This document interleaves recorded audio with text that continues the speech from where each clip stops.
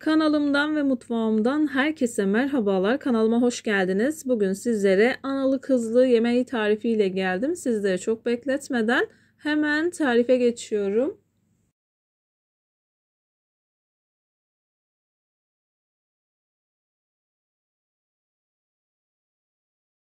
Tarifime ilk olarak iç malzemesini hazırlamakla başlıyorum. İç malzemesinin donması gerekiyor. Eğer isterseniz bir gece öncesinden de hazırlayabilirsiniz. Uygun bir tavanın içerisine 1 yemek kaşığı tereyağı, 2 yemek kaşığı kadar sıvı yağını ekledikten sonra yağımı eritiyorum.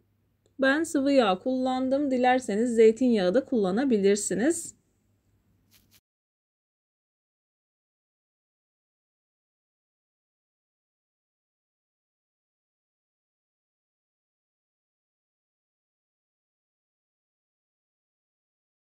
Yağım eridikten sonra bir tane orta boy soğanı yemeklik olarak doğradım. Pembeleşip yumuşaması yeterli olacaktır. Soğanlar yeteri kadar kavrulduktan sonra üzerine 200 gram kadar kıymamı ekliyorum. Kıymayı eze eze kavuruyorum. Kıymayı kavururken hafif ocağın altını yükseltebilirsiniz.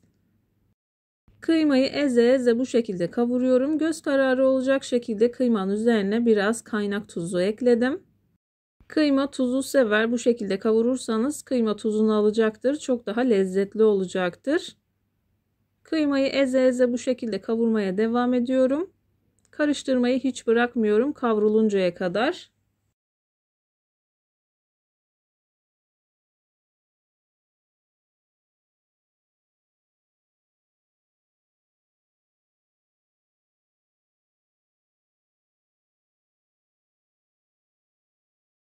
Kıymayı kavurduktan sonra 1 tatlı kaşığı kadar biber salçasını ekliyorum.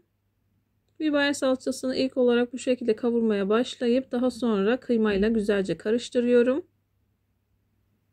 Videomu tam da buraya kadar izlediyseniz her zaman olduğu gibi sizlerden ricam yoruma kalp olur, emoji olur veya tarifim hakkında farklı bir fikriniz varsa bunu da benimle paylaşabilirsiniz. Ayrıca videolarımı sevdiğiniz kişilerle de paylaşarak bana bu şekilde destek olabilirsiniz. Salçayı ekledikten sonra baharatlarımı ekliyorum. Baharatları için olmazsa olmazı kuru reyhandır. Kuru reyhanı bu şekilde elimle ufaladıktan sonra ekledim.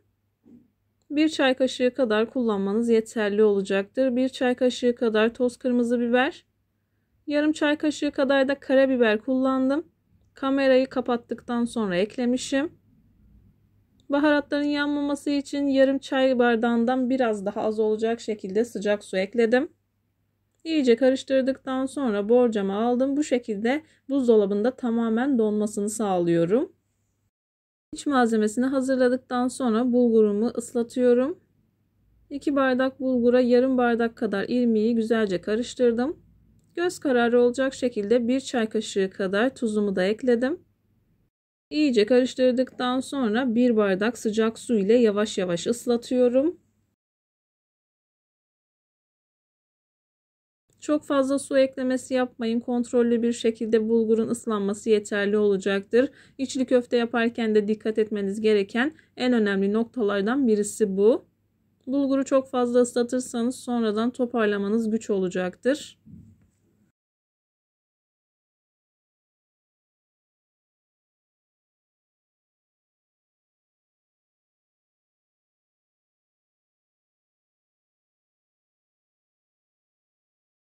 Verdiğim püf noktalarına uyarak hazırlarsanız Allah'ın izniyle hiçbir sorun yaşamazsınız. Bulguru ıslattıktan sonra üzerini kapatıyorum. O şekilde yarım saat kadar dinlendiriyorum. Eğer vaktiniz yoksa 15 dakika kadar da dinlendirmeniz yeterli olacaktır.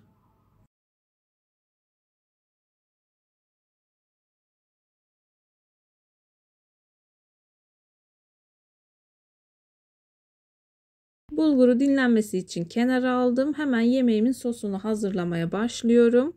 Uygun bir tencerenin içerisine 1 yemek kaşığı tereyağı, 2-3 yemek kaşığı kadar sıvı yağını ekledikten sonra tereyağını eritiyorum. Tereyağı tamamen eridikten sonra kuşbaşı olarak doğramış olduğum kırmızı etimi ekleyeceğim. Kullanacağım et dana eti olduğu için ben köftelerimi hazırlarken o arada etim pişmiş olacak. Yağ tamamen eridikten sonra etimi ekliyorum. Etin rengi dönünceye kadar kavuruyorum.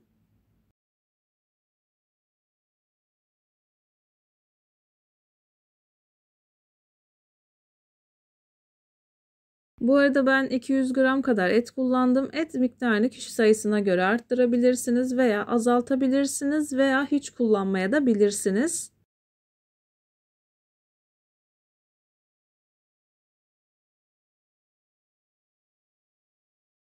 Eti hafif kavurduktan sonra 1 yemek kaşığı kadar biber salçası, yarım yemek kaşığı kadar domates salçasını ekleyip kavurmaya devam ediyorum.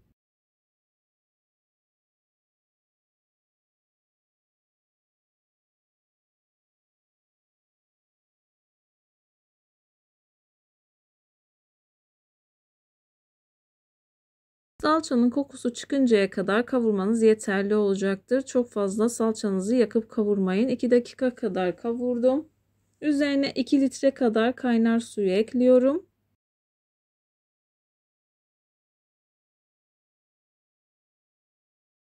Kaynar suyu ekleyip karıştırdıktan sonra 1 çay kaşığı kadar toz kırmızı biber ekliyorum. Kullanmanızı tavsiye ederim. Gerçekten çok yakışıyor. Güzelce karıştırdıktan sonra kapağını yarım olacak şekilde kapağını kapatıyorum. Bu şekilde kısık ateşte kaynamaya bırakıyorum. Ara ara etini kontrol edebilirsiniz. Sosunu kısık ateşte kaynamaya bıraktım. Şişen bulgurlarımı bu şekilde borcama aktarıyorum.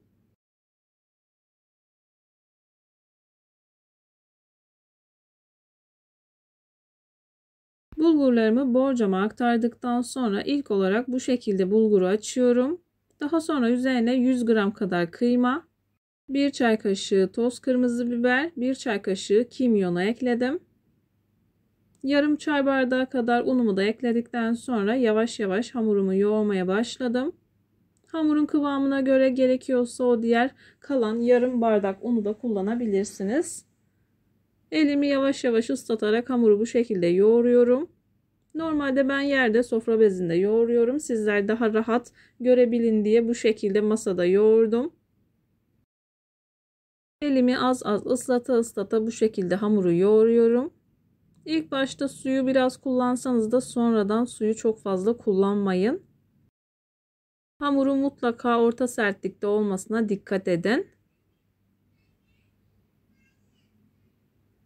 Hamuru verdiğim püf noktalarına göre ayarlarsanız kesinlikle çatlama, patlama, dağılma olmayacaktır. Hamuru bu şekilde 20-25 dakika kadar yoğurdum. Gördüğünüz gibi kıvam almaya başladı. Sadece elim kuruduğu zaman çok az su kullanıyorum. İçli köfte yaparken veya bu tarz tarifler yaparken dikkat etmeniz gereken en önemli noktalardan birisi bu. Bulguru az su ile ıslatmak, yoğururken çok fazla su kullanmamak. Hamur gördüğünüz gibi macun kıvamına gelmek üzere.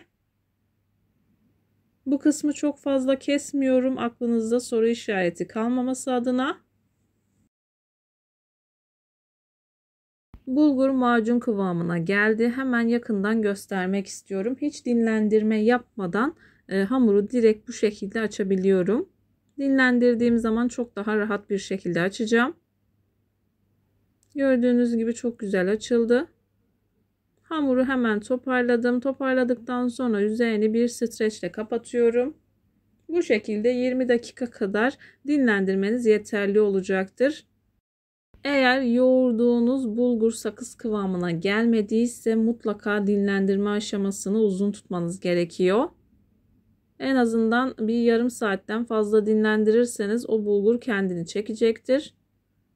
Kullanmadan önce tekrardan bir 5 dakika kadar yoğurabilirsiniz.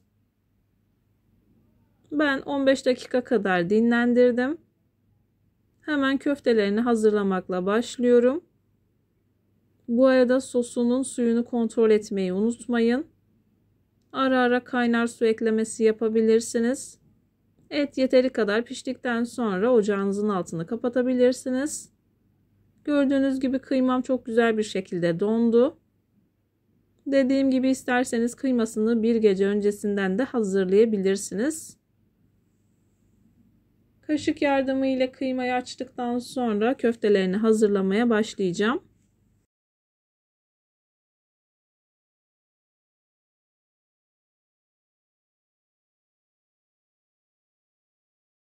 Köftesini istediğiniz boyutlarda hazırlayabilirsiniz. Normalde biraz daha küçük hazırlanır. Ben biraz daha büyük hazırladım.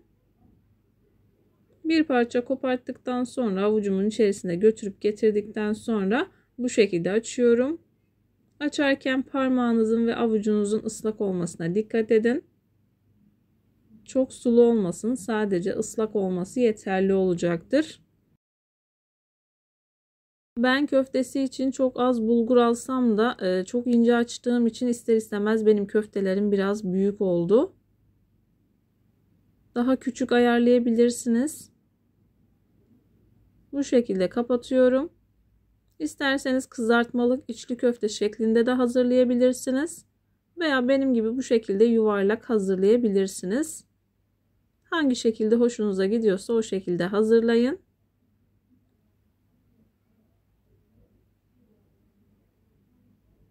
Hemen bir tane daha hazırlıyorum. Avucumun içerisinde hamuru bu şekilde götürüp getirdikten sonra hafif silindir şekline getiriyorum. Parmağımı ıslatıp bu şekilde avucumun içerisine bastıra bastıra hamurumu büyütüyorum.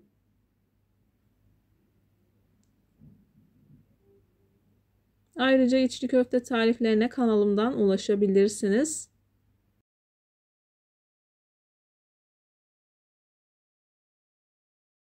Yeteri kadar açtıktan sonra 1 yemek kaşığı kadar harçtan koyuyorum.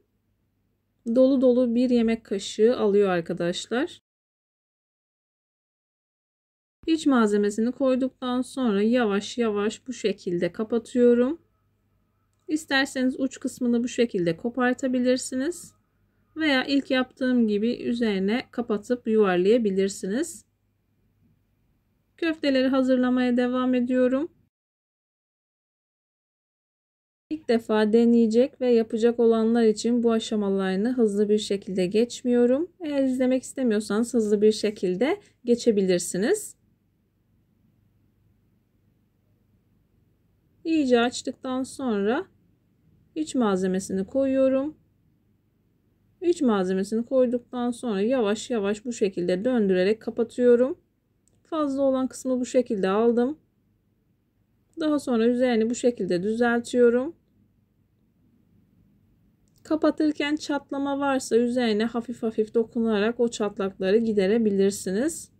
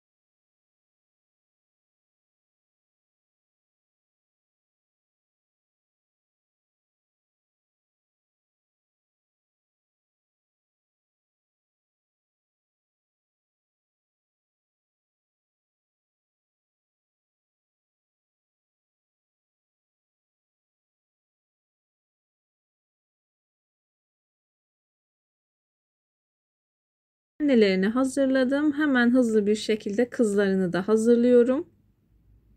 Kızları için çok fazla dış harcı kalmadı.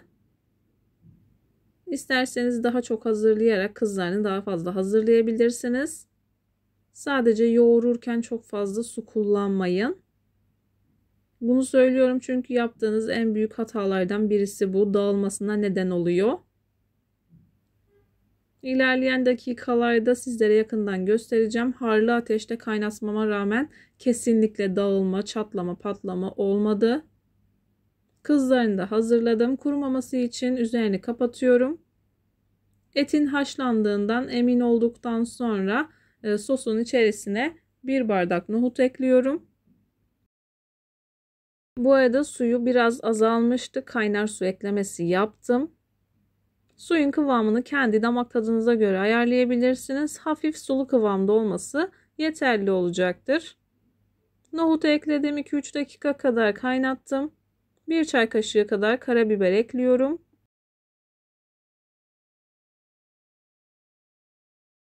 Karabiberini ekledim. 1-2 taşım kaynattıktan sonra köftelerini yavaş yavaş bu şekilde sosun içerisine bırakıyorum. Analarını bıraktıktan sonra kızlarını da yavaş yavaş içerisine bırakıyorum. Eğer hamurunu güzel yoğurduysanız ne kadar açarsanız açın altını kesinlikle dağılma olmuyor. Bazı tariflerde görüyorum işte dağılacak, korkuyorlar, dokunmaya kıyamıyorlar. Öyle bir şey yok arkadaşlar. Hamuru güzel yoğurduğunuz zaman kesinlikle dağılmaz.